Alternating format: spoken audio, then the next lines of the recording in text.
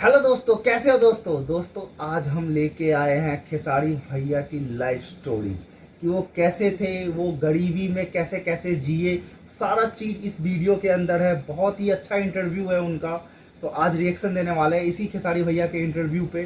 तो दोस्तों जल्दी से आए, नए चैनल तो चैनल को सब्सक्राइब जरूर कर ले। तो कानों में हेडफोन को लगा लो। खुद तो लगाते नहीं, मुझे लगा पहले लेते बोलते हैं। रहते हो हमेशा जल्दी लगाने। जल्दी जल्दी से चालू करो। पहले खुद लगा लिया था। सबसे बड़ी चीज़ कि मैं अपनी जब गरीबी देखता हूँ ना तो मेरे आंखें भर जाते हैं और मैं रोने लगता हूँ, क्योंकि मैं सोचा ही नहीं था कि मैं यहाँ तक पहुँच पाऊँगा। कभी मैंने सपना, एक तो सपना होता है ना, जब मैं पैदा हुआ था तो मेरी माँ मुझे दूसरे के घर में पैदा की देख लो। और पापा कमाने वाले एक थे और पापा मेरे चना बेचते थे। बारिश में मेरा घर ढह गया अभी भी था आंखों में आंसू है। और घर में रहने की संभावना थी ही नहीं। बाढ़ बहुत आता है बिहार में। इमोशनल। बगल के ईंट का घर था, मेरे अपने गांव के थे वो, तो उनके घर में ही मेरा जन्म हुआ था शायद, ऐसी माँ बताती है मेरी।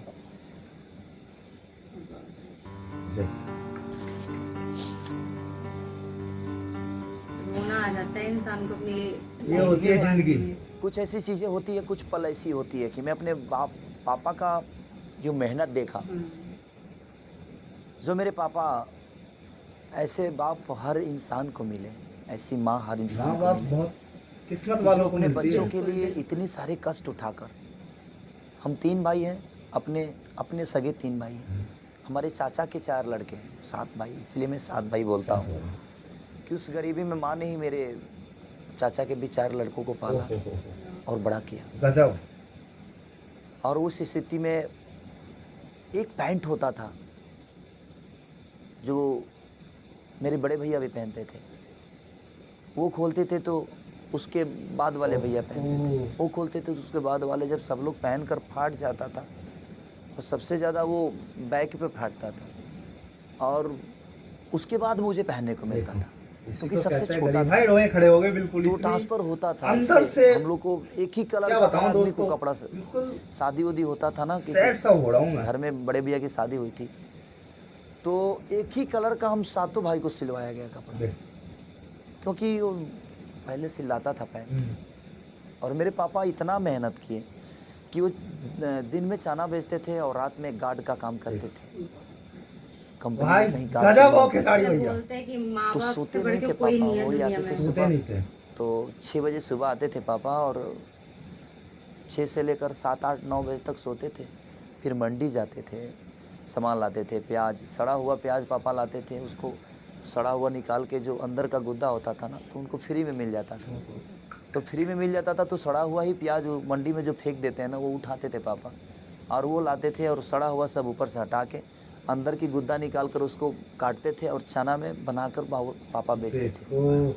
तो पापा 150, 200 कमाते थे।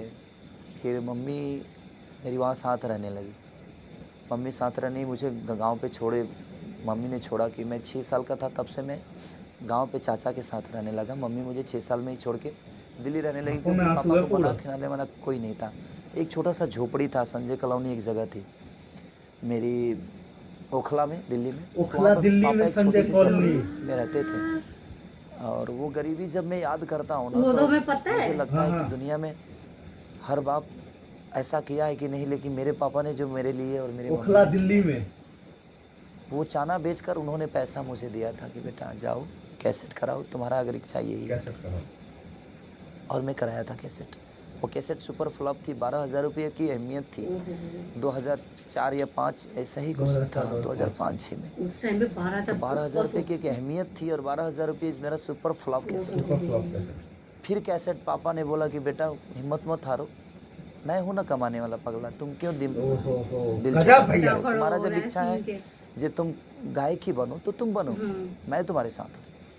और पापा ने 2 बार मुझे पैसा दिया, एक बार 12,000 दिया, एक बार 15,000 दिया। वो 25,000 की उस समय अहमियत थी, बहुत बड़ी अहमियत थी 25,000 की। और दोनों कैसेट मेरा सुपर फ्लॉप हो गया।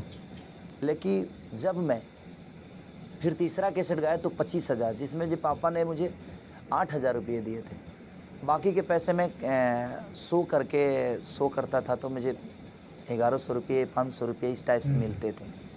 और मैं रामायण महाभारत का गायक था, तो ओहो। उस समय मैंने पैसा कुछ इकट्ठा किया था, तब मैं कैसेट गाया। और वो कैसेट मेरा छपरा सिवान गोपालगंज 3 जिला में अच्छा बजा। अच्छा बजा।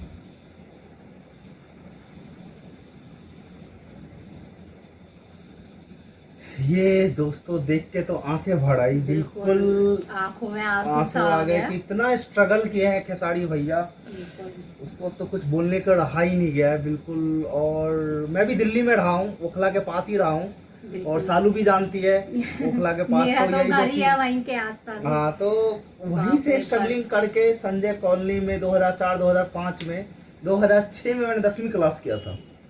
तो 2006 हम में लोग मैंने तो वहीं पे रहे 10वीं हैं क्लास शुरू किया से। था, और इन्होंने इतना स्ट्रगलिंग लाइफ बताया, क्या बोलूं दोस्तों। इनकी इसलिए पूरी- कहते हैं हिम्मत ना हारे बिल्कुल। मर्दे खुदा, यानी अब हिम्मत पूरी करते पता है, रहो। स्टोरी बताते हो इनकी आंखों आंखों में में पूरी आंसू आंसू ही है। थी, हिम्मत करते रहो, आगे बढ़ते रहोगे। गजब की वीडियो थी। तो दोस्तों कैसा लगा वीडियो प्लीज कमेंट बॉक्स में जरूर बताइए। चैनल पर नया चैनल को लाइक जरूर करें। चलिए मिलते हैं अगले वीडियो, तब तक के लिए थैंक्स।